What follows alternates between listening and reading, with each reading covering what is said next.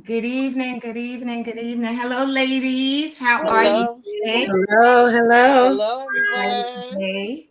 Hello to all of you out there in YouTube land and Facebook land. Welcome to the Woman to Woman show. We are excited to be here tonight, and we are going to get started as we normally do by introducing ourselves and saying what we are grateful for. So, who would like to start this evening? I'll go. Good evening, everyone. Mine Good is very evening. simple. I am grateful that God didn't start the day without me. Ooh, ooh, ooh. I like that. Yeah, yeah. Who's next? Okay. Good I'll evening, go. everyone. Okay. I'm Sheila Isom, and I am grateful. I think I'm going to echo Netta Settlements that I woke up today and that my family members and close friends did the same thing. Yes. All right. I'll go. Okay. Regina. I'm Regina Booker, and I am grateful again that I woke up, and I'm grateful that I made it through the day at work because it was a tough one. We are grateful you made it through the day as well. Gina, you want to go? Sure. Hi, y'all. I'm Regina Howard Norman, and I'm grateful for getting through the night. Mm, I have a long evening ahead of me, so I'm grateful for the day, but I'm also grateful for strength to get through the night. All right. Simone, Miss Simone. Good evening, ladies. My name's Simone. I am grateful for grace. Yes, Mm, that is what I'm grateful for today. thank Hmm. you. And so, last but not least, I guess it's me, Theodora.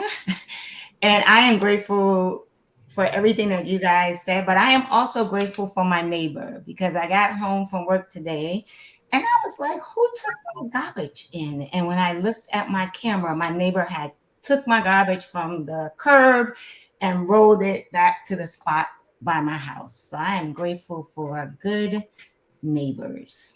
Mhm. Awesome. Yes. Kindness matters. Yes, Yeah, kindness does matter. it Kindness does. does matter. And it also really and truly it really does make you feel really good, right? To know that people just do things out of the kindness of their heart. So Hmm. Right. Yeah. because she didn't have to do it, right? But Yeah. I was like, wow, that was pretty cool. So tonight, ladies, our topic is who is your auntie? And I'm trying to remember how we came up with that topic. I want to say it was Simone, but interestingly enough, I actually found an article that demonstrates that this is really a thing. Like this is really a conversation that people are having. And so there's an article in Essence, right, that says to call respected Black women auntie or nah. That is the question, right? And so the debate is that some women say some and these were celebrities that they asked, right? And some were like they don't want to be called auntie because they feels the word ages them, right? And I was like, oh, Hmm. interesting, right? And like literally they were like, why am I that old that people feel like they should call me auntie? And so I was like, wow, so this really is a conversation that we need to have. And so what are your thoughts on that? I think two things. I think that some people do look at it as an insult, like one step away from calling someone like a grandma.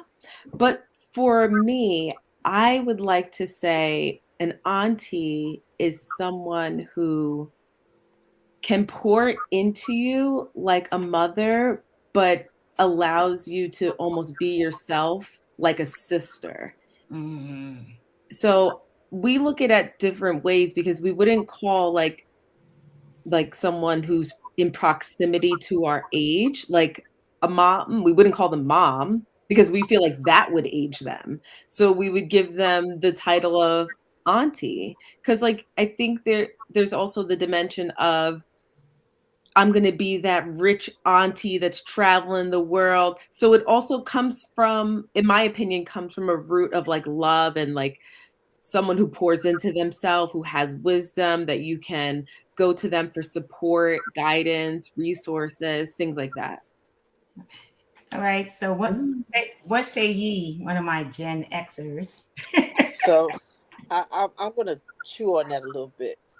I I actually agree with Simone. I think that it's an honor if someone looks at you in that way. It's a level of respect they have for you. They feel like they can confide in you, or they can at least ask you some questions because of your wisdom. And I understand that depending on what line of work you're in, if Mm, you're worried about ageism and what that perception, so it's the perception of being called that and what that may look like to other people, right? So I don't think them individually have an issue with someone referencing them, a woman being called auntie, because it is a sign of respect, you know. But if you're in a position where you're fighting the battle of getting older and maybe being moved out of positions because you're now thought of as another age bracket, so you no longer qualify for certain activities or such, well then I can see that as being an issue. But see, that's I think we miss the importance of those roles of auntie, uncle, and what they used to mean. They used to mean that if I call somebody auntie or uncle, not only did I show them respect, but they also looked out for me, right? mm, So now I want to give you that respect or that deference, but you're saying you're aging me if you call me auntie, and I'm saying okay. Well, to be honest, you're going to be that age whether I give you that honor or not. You're still going to be the age you are, right? That doesn't change because I don't call you auntie and I still call you, hey girl. I could be saying, hey girl, and you 65 years old, hey girl.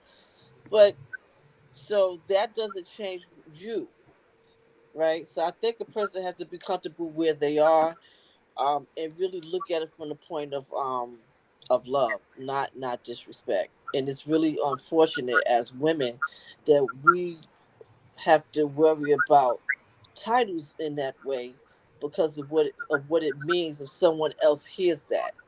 Oh, she calling you auntie? Oh, okay, it's like that. All right, ma'am. Okay, I see you can't roll with us tonight at the club. You know, yeah. just saying. I'm gonna stop before Well, what's Pookie come out. what's interesting, right, is that this is an article in Essence, right? So the people that they ask are celebrities, right? So I think that's probably something that has something to do with it, all right? Because in Hollywood and in that industry, there is probably this big thing about age and whatever, which may be why they feel that way. I mean, I will honestly say, um, just from growing up, right? I couldn't call my aunts and my uncles by their first name, right? And even to this day, I still refer to my aunt at 50 something years old. I still will refer to my aunt and my uncle as uncle and aunt, right? Because that is a level of respect, right? Like that just wasn't something we did growing up. Mm-hmm. But I will say that I don't, and I don't feel one way or another about it if somebody calls me auntie. But I will say that most individuals who I consider to be people who look up to me don't call me auntie. They call me like big sis, right?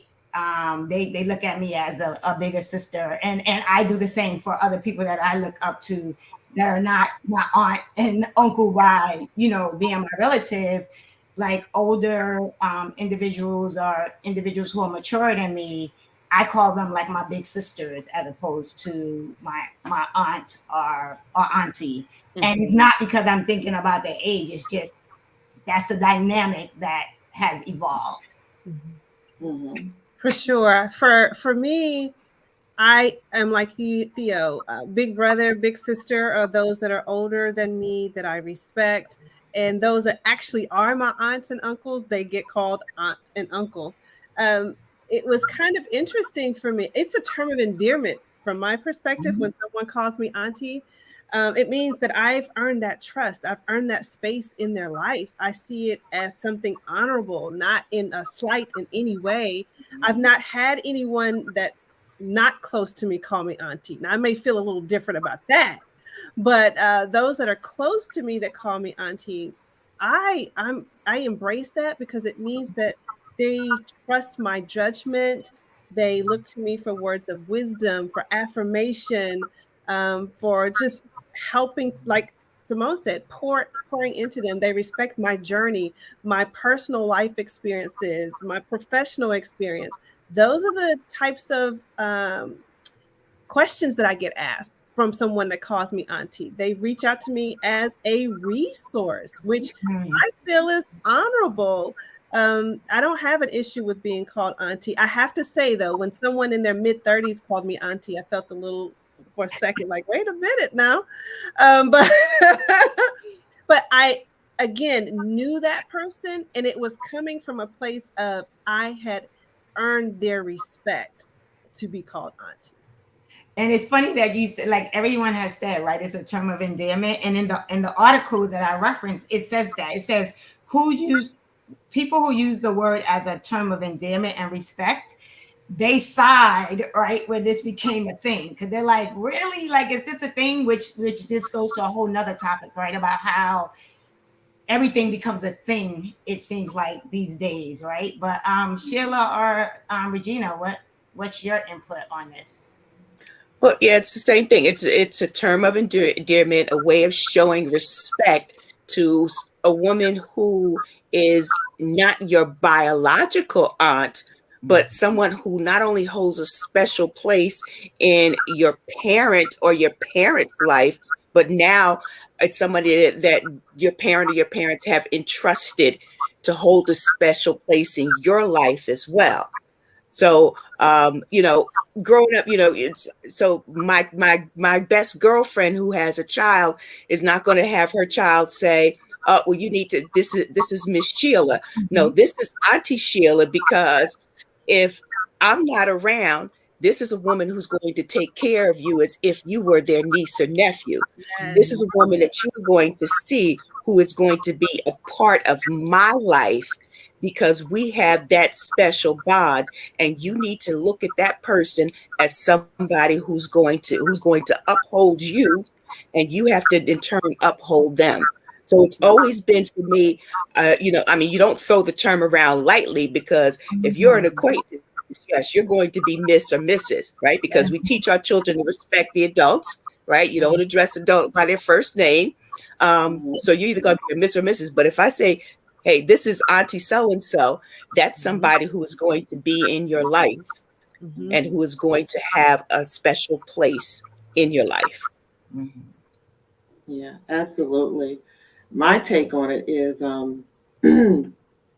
everything that everyone, all you ladies have said, but to put another spin on it, I've been in throughout my career, pretty much all of my jobs, even, well, maybe not in my 20s, but late 30s going on, I was always somebody's work mama. And it was because of the respect Mm-hmm. or the things that I had or the wisdom that they thought, or they thought me so much of me that they came to me. And it was more than, it was like they could be themselves and didn't have to be, I was not their mother. I let them be more. To one of my one of my work daughters, mom actually said to her, her mom would tell her something and she wouldn't listen, and she'd come back and ask me, and I would give her the same advice.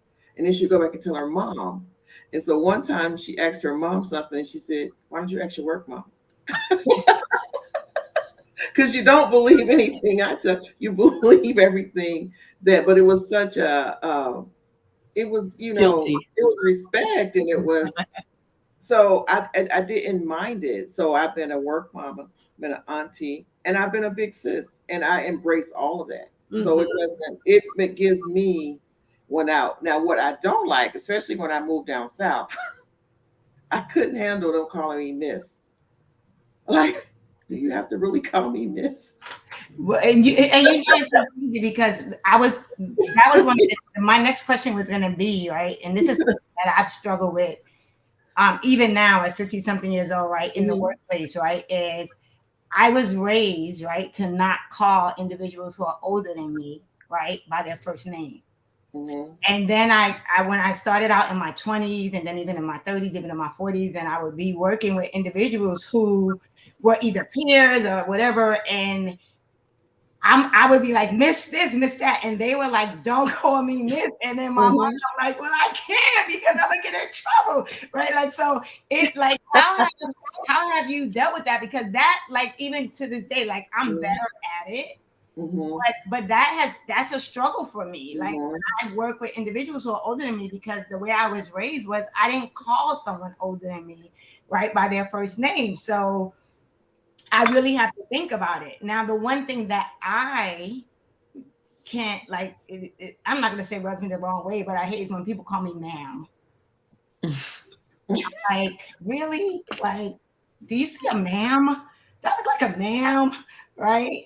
But yeah, so how have you guys dealt with that? Like, cause that really what was a struggle for me for a long time and sometimes still is. Like I still struggle with like calling someone, especially as I grew in my career, right, and move into management level and executive level, right, like going into meetings or whatever. It's hard to call someone that is definitely older than you, Miss or Mrs. because they do take it, they don't take it too nicely. They don't like it. Mhm, mhm, Well, and now we're talking about generational times, right? Because Mhm. especially if you either grew up in the South or had Southern roots, right? Every woman that you address them as ma'am. And I don't care Absolutely. if it was at some point, you could be talking to your grandmother.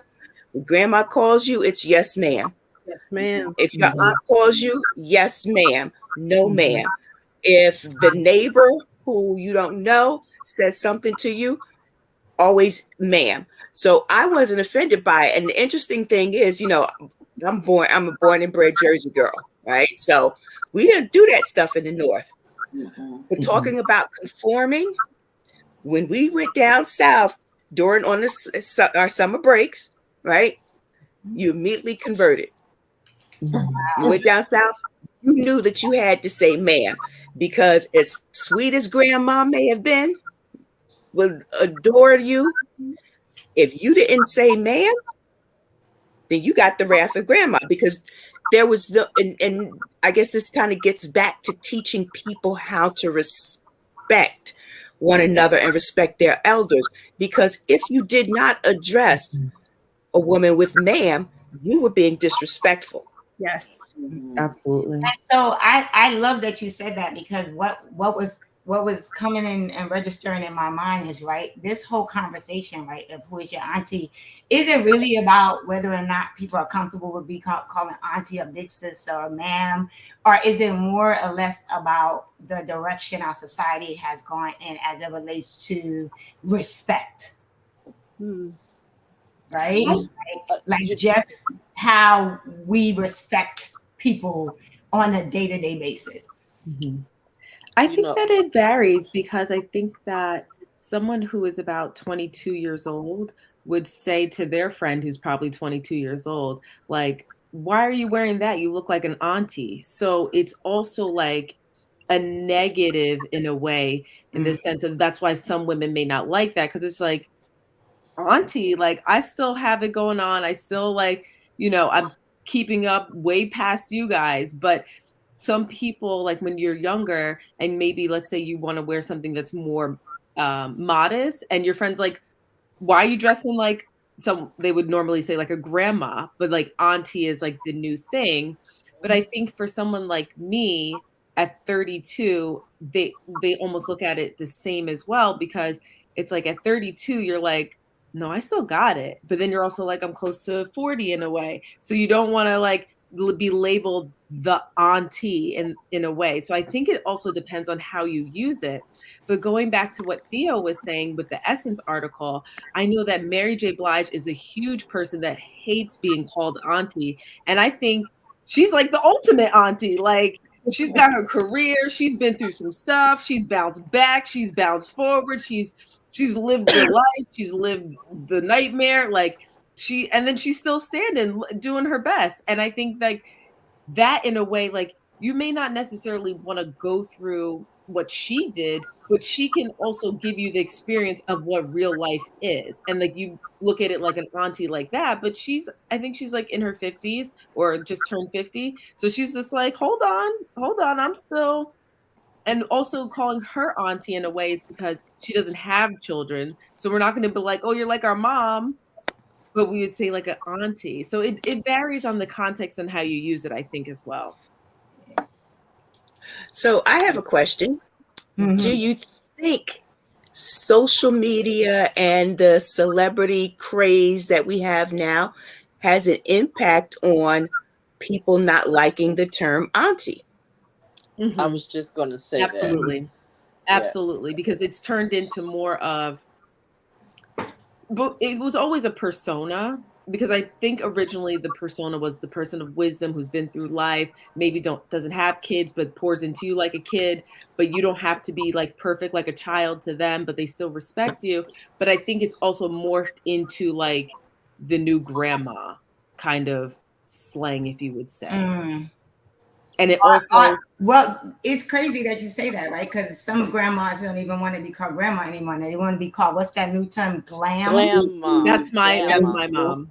My mom's 64, and she wants to be called grandma. But that's like, well, I think that's interesting that you say that, right? Because I do think that social media and Hollywood and celebrity has definitely been a big influence on the direction, right, that we've gone, and just overall respect. Like, it kills me when I walk into a restaurant and a man has his hat on. Right? I grew up with, you take that hat off. The guy walks in the house.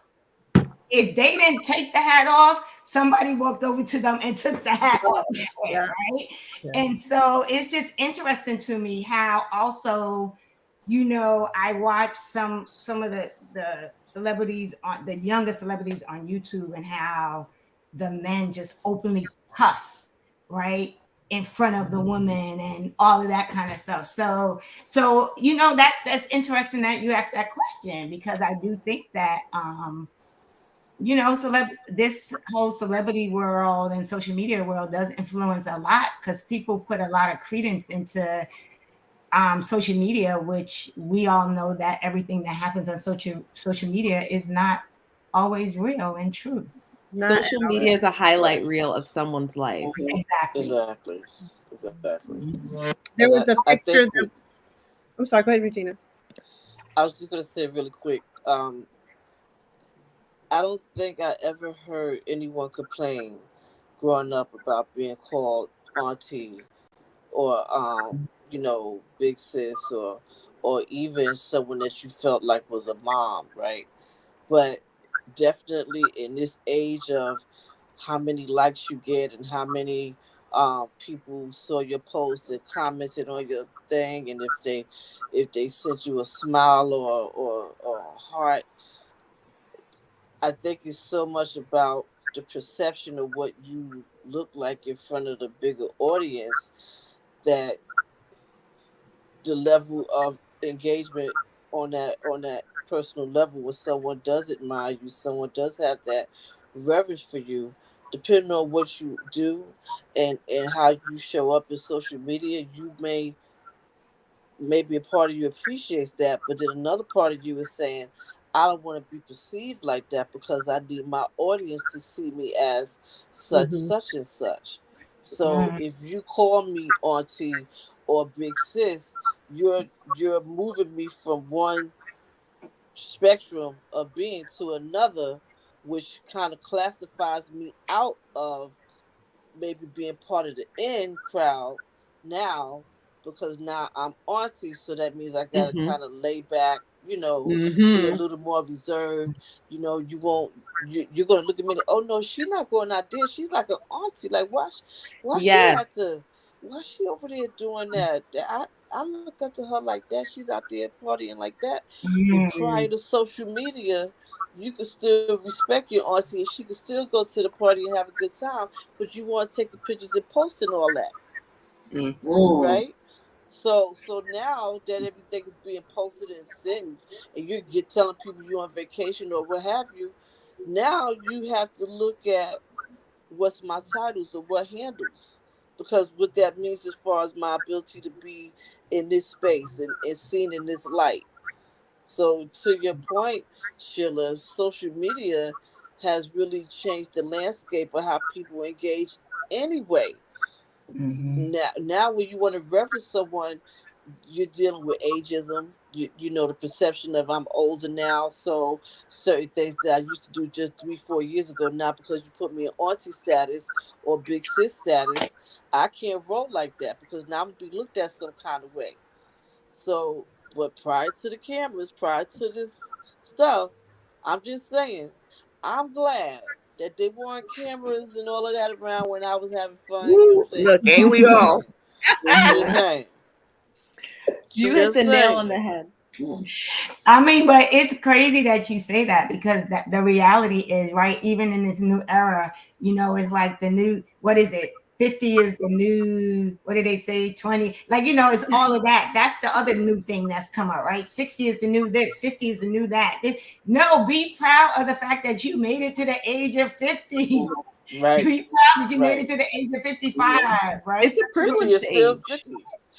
Exactly. It's a privilege to age. And why Yes. don't people consider it to be a privilege to age anymore?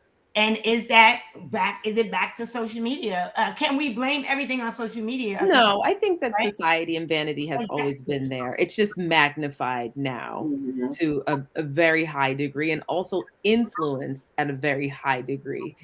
Anything that you could possibly think of, you can find a forum, you can find an Instagram page, you can find a blog, a YouTube video. You can like you could have like you can send yourself into your own little spiral based on whatever you want to find. But prior to social media and the media and entertainment, you would have to go through like a magazine or maybe a beauty commercial in between a TV show. But now it's there, and it's so prevalent that it affects a lot of people, especially at a very young age, because the kids that are online at like 10 and 11 years old, and sometimes younger, don't know the reality of social media and how it's not actually real. Mhm. So Mm, it Right. skews a lot of perception very early. Yes. Well, ladies, I just want to say really quick that I have to bow out okay. um, early tonight, but this is a really interesting conversation because it really impacts not only older people's perceptions, but the younger folks too. Like what Simone just said, they don't have a real honest perception of what real stuff is, because they're getting people snippets, they're getting the reels, Mhm. a Hmm. 30 second this or a minute that, and they're defining themselves or figuring out how to be like that thing. So now I have to own up to the perception of who I am versus the reality of who I am. Mhm. And I think that has a lot to do with the level of respect that we would like to give, but not because we're afraid to look a certain way. You can't call me that. You can't call me auntie. But you can call me grandma, because I'm a grandma, boo boo. I'm a grandma, old school. Grandma. I tell my granddaughter, grandma, boo, grandma. Okay? All right. Okay, y'all. My, Bye my, bye. yeah. But it is interesting, right? How Mhm. society shapes and forms, and in this new social media age, right? How we look at a reel that might be 30 seconds, and it can definitely shape, right, the day you have, or how you feel about yourself, or what you think you're able to do. And but I do think it also just comes back down to society. There were just certain things that were not acceptable, right, when we were growing up. Mhm. There, Mhm. it just was, right? Like I remember in my 20s, even in my 20s or 30s, you know, getting ready to go out, to hang out, to party, to go somewhere. And my godmother be like, where, where, what you got? Where you going? What's that? Right now, I went out. Oh my god, a couple of months ago, and this young lady was crossing the street, and her skirt was so short that her butt cheeks was hanging out. Right, like you could see, and I was like, oh my god. Like those people that she's with, like they didn't see that when she left the house, right? Like who did nobody see her before she left the house, right? Sometimes it's intentional. Yeah. But Yeah. my friends and I sadly joke and always say, bring back shame. Because Mm. that's a whole nother topic. But I think we need to bring back shame, because But once let's we talk bring about back that. shame, I think a lot of things would. Okay.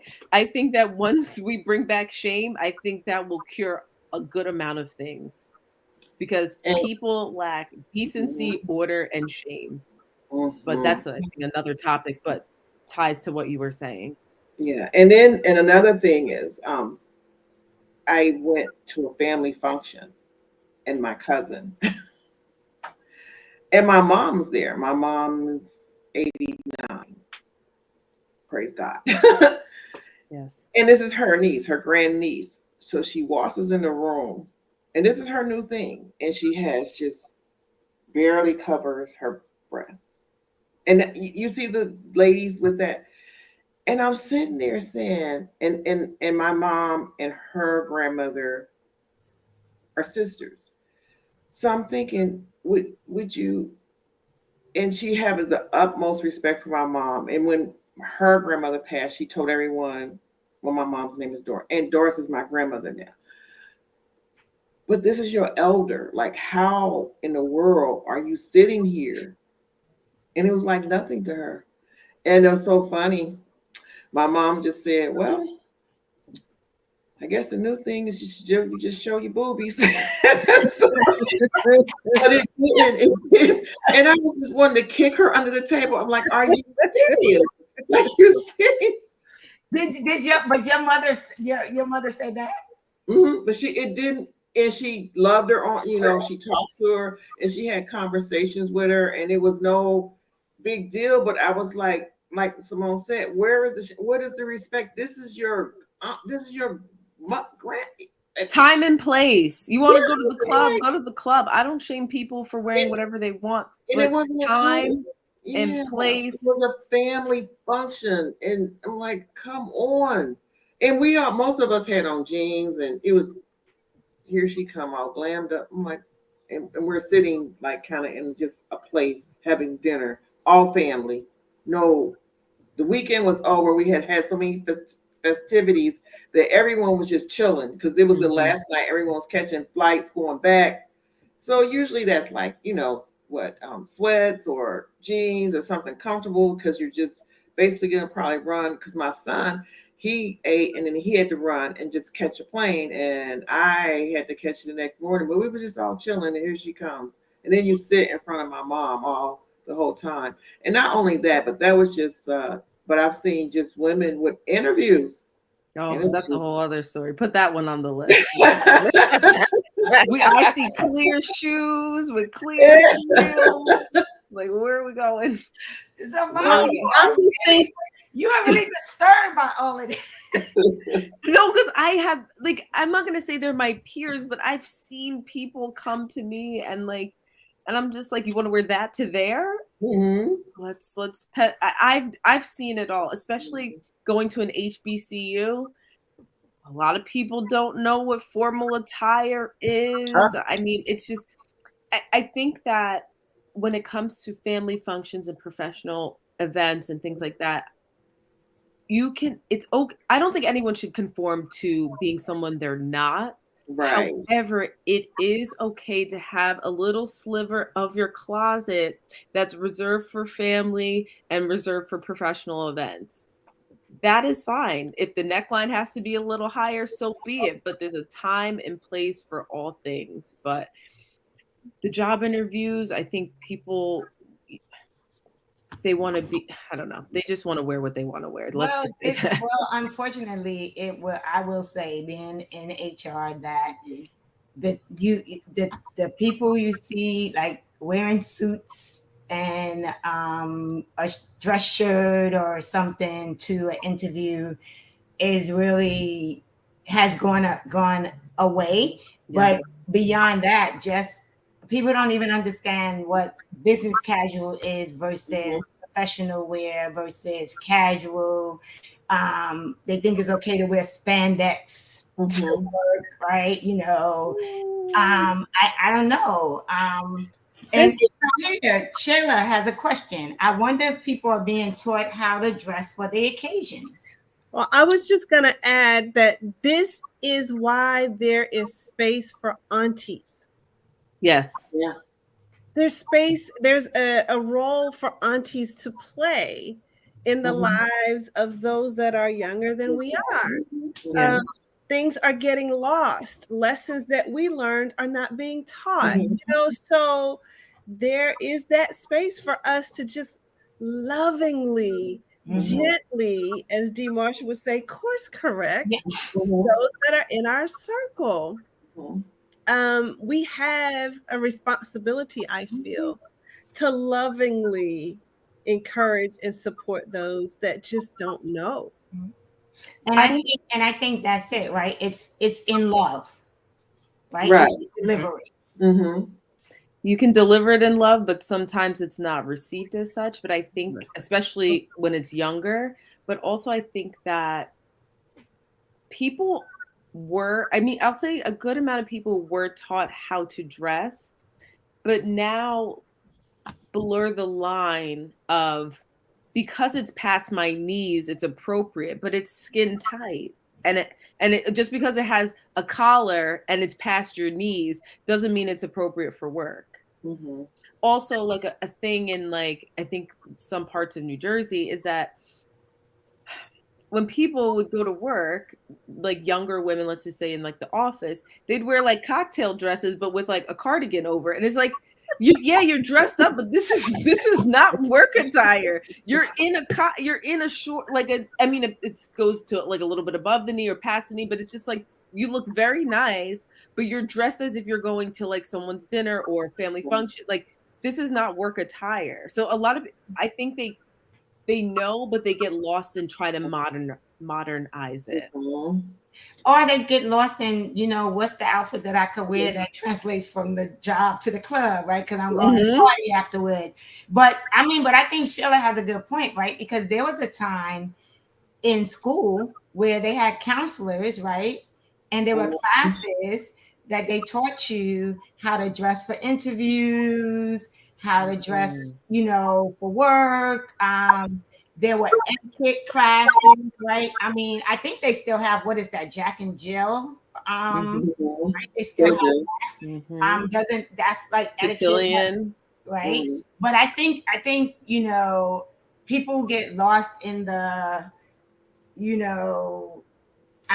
can I wear this to work? Because when, like for me growing up, I'm gonna try not to put all my business out there, but me and my guys, it's like when we worked on a Saturday, right? Like if we knew we were going out afterwards, we bought our clothes. If we knew we were going right after work, we had a bag and we would change and whatever, and then we would go out, right? Because you knew that there were certain first of all, you knew that if you came into work a certain way, your supervisor was going to pull you aside and say XYZ. Nowadays, a lot of supervisors are a little fearful of that confrontation or having that conversation.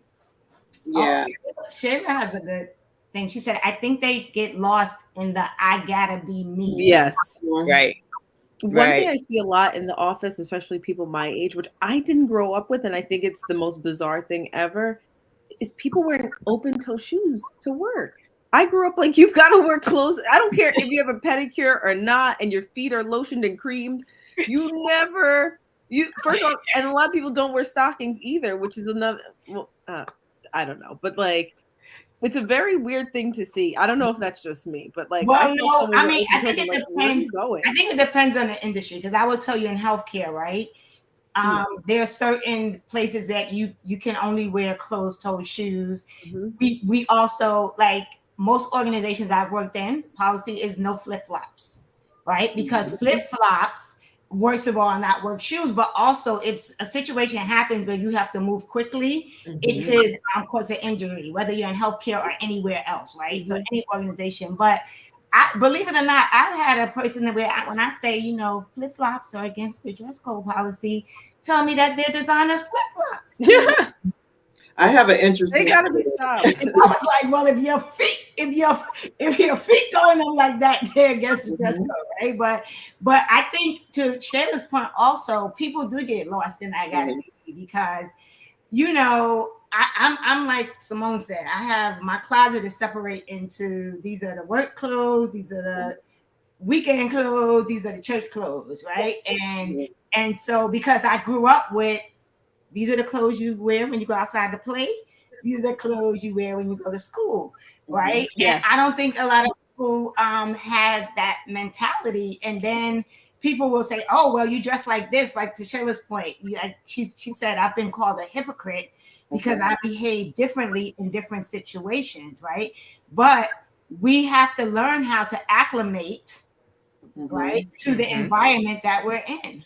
Absolutely. Because when you go to work, you're going to work. You're not there to, and I think this could be another topic, but like, I think that my generation really just doesn't know how to separate your coworkers from your friends.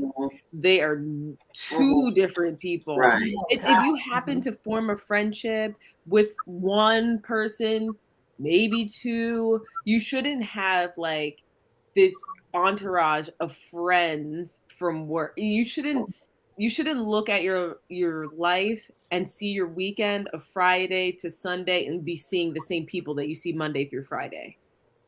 Well, you just hit a nerve because let me tell you, as an HR person in orientation, that is the speech that I give because people will spend 5 days in an orientation session, and by the end of the session, they are friends.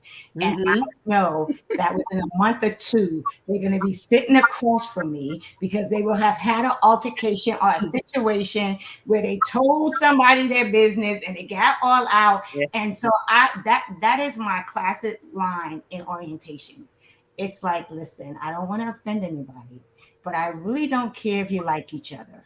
I want you to come to work. I want you to say good morning. I want you to say good night. I want you to behave professionally, but you don't really have friends at work because it turns into a nightmare. I know people who've gone on vacation with their coworkers. And I mean, and I'm not going to say that you can't make friends at work. I have people Absolutely. that I've made friends at work, but those are relationships where you separate it. I think the problem becomes where people cannot separate, right, professional from personal, and the lines get blurred.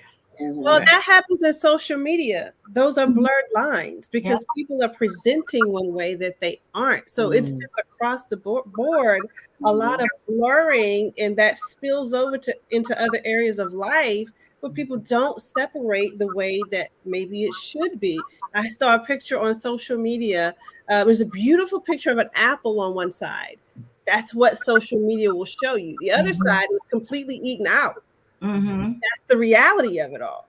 So, you just have to remember what you're seeing is a snippet of reality, if at all, And altered. and altered. Exactly. So again, let's bring it back. There is a role for the aunties in life. But that's the thing, right? And it's funny because we always be like, okay, what are we going to talk about, right? What's this topic, right? But the reality is, it just comes back full circle that who is your auntie is a valid question because who is that person that you're looking up to, that you respect, that when they speak to you or they call you, because that's the thing, right?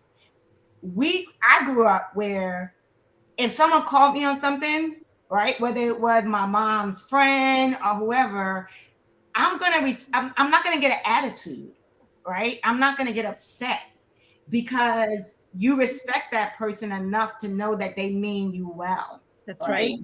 And I grew up in an era where my mother's friend could chastise me, right? And then I go home and I get it again. Yeah, yes.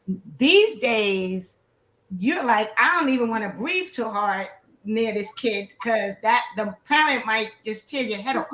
Mm-hmm. Also, I think that just thinking quickly is that I think another reason why there's a little bit of a barrier between the younger generation and the older generation is sometimes that the older generation, in some experiences that I've seen and had, are people who don't live even an ounce of a life that you would want, and they're internally miserable, and they just want to kind of nitpick at anyone just to almost complain and just put negative energy out there.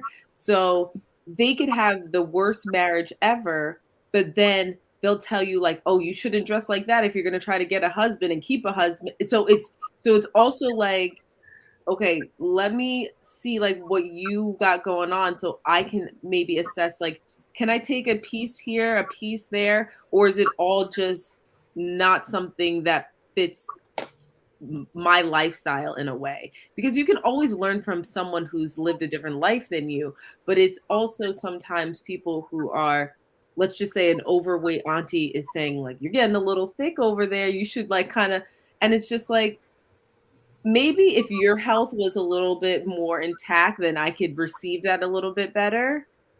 And if it came from like a loving place, but sometimes it doesn't. It comes from a place of judgment and belittling. Yeah, Mhm. maybe Auntie's speaking from. I don't want you to do what I've done. If it's Right. that But that I think with that, you would also have to see an active change in their behavior, though, because sometimes there's not. It's just always people who sure. are just miserable themselves trying to tell you how to live your life. Yeah. So Right. I have a question. What's the qualities of an auntie? So Regina, you were gonna say something, so why don't you Well, answer that yeah. question? Well, my aunties, because I did live in California and I was away from my mom. So I was in California for 13 years. In some kind of way, I always gravitated to older women because I was there in my 20s to my early 30s, actually 19 to 32. So the women that were in my life, because I couldn't get to my mom all the time, and I really didn't have any family out there, blood family.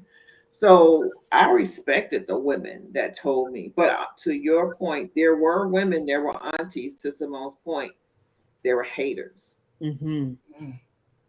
So I had both sides. So I pick and chose who, and I did watch their life. Mm-hmm. So if there was somebody hating on me all the time, I said, "Now what's your issue? Because you're miserable," and I just pulled away. But so you have to pick and choose where you take them. Absolutely. But those I appreciate those women that poured into me when my mom was so far away from me. I So think that's why the younger people have written them off to kind of just be like, you guys are just haters when they're just not also in a place to receive as well. mhm. But So I let's also think so it gets, let's go ahead, Sheila. I'm sorry, I also think it kind of gets back to people being territorial, um, and getting away from that it takes a village concept, right? Mm. Because if someone is course correcting you um, out of love, right? Chances are your mom is going to say, well, she did the same thing that I would have done, versus, oh, that woman had no business saying anything to you. I don't care if we've been friends for 25 years.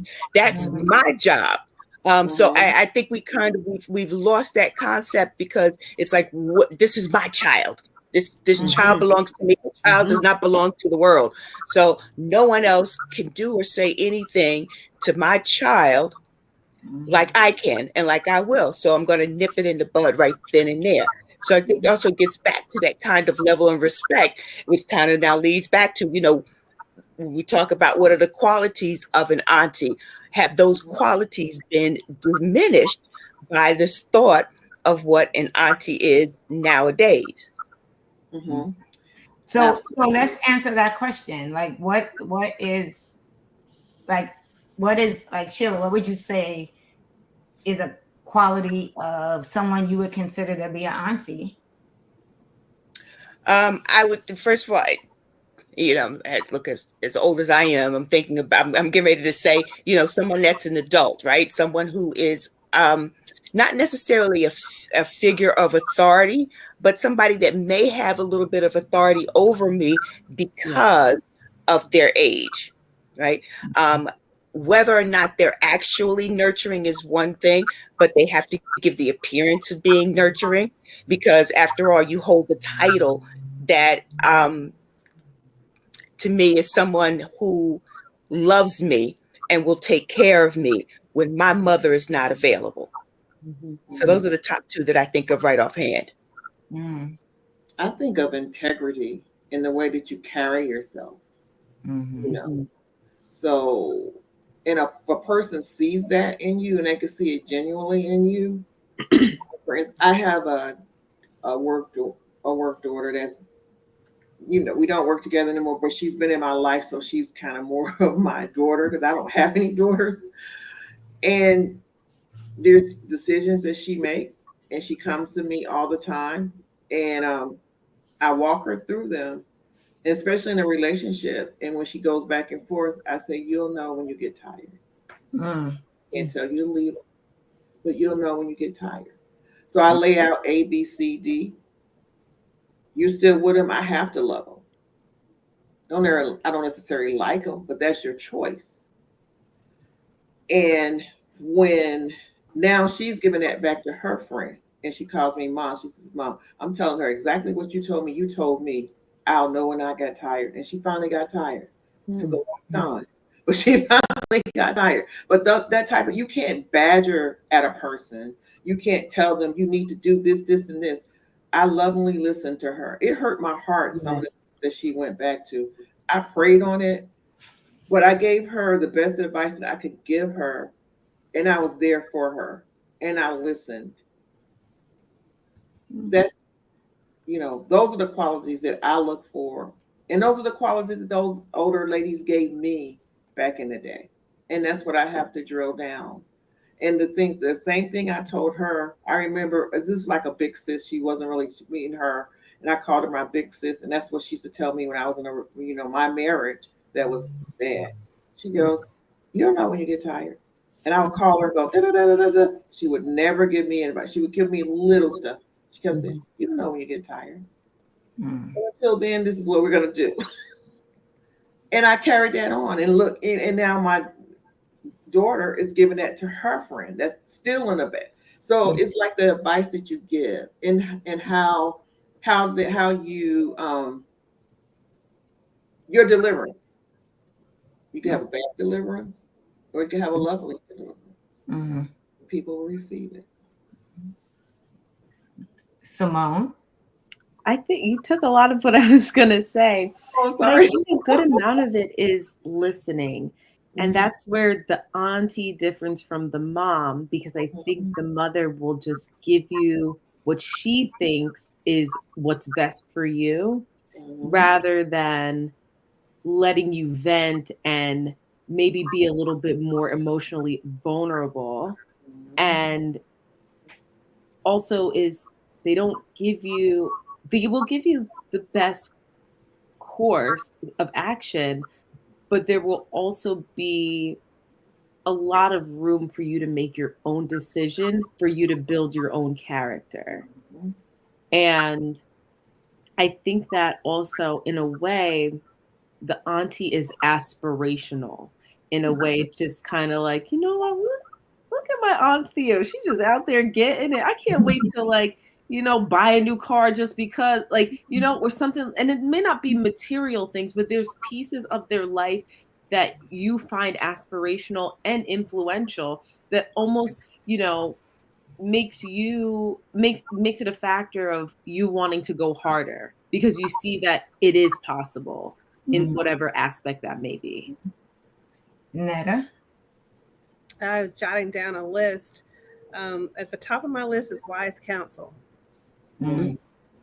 um, encourager, a supporter, can provide perspective, Mhm. provides information from a place of love that was mentioned.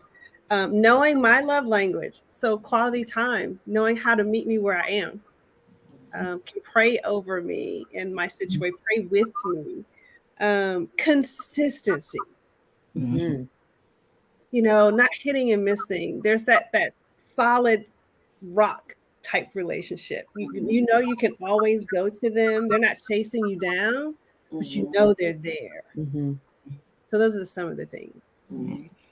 And so I would say, because I already said, right, I most of the people I have relationships with, if they're my aunties, they're like either family or really close friends. But I can speak to it from the fact that I don't have children, so a lot of my friends' children call me auntie, right? And they've been in my I've been in their lives since they were babies, right? And so I would say the characteristics that I think I bring as an aunt is one Shayla said in the comments is I try to just emulate, right? I try to lead by example and show by example, right? But also all of the other things that you guys said. But the other thing is a confidant, but in the sense that they understand. The understanding is I'm going to keep your confidence as long as it's something that doesn't harm you. Yes.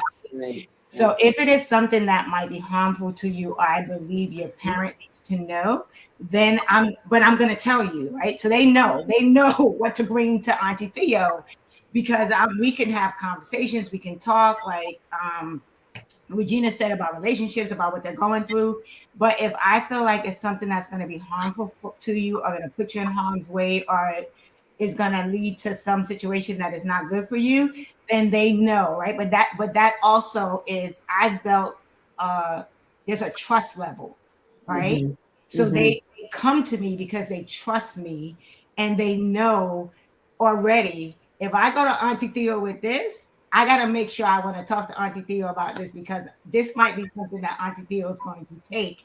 But I'm also going to let you know that I'm taking it, right, to your mom. Because for me, if I were to say what I would look for someone in an aunt, is trust. I need to be able to trust you, Yes.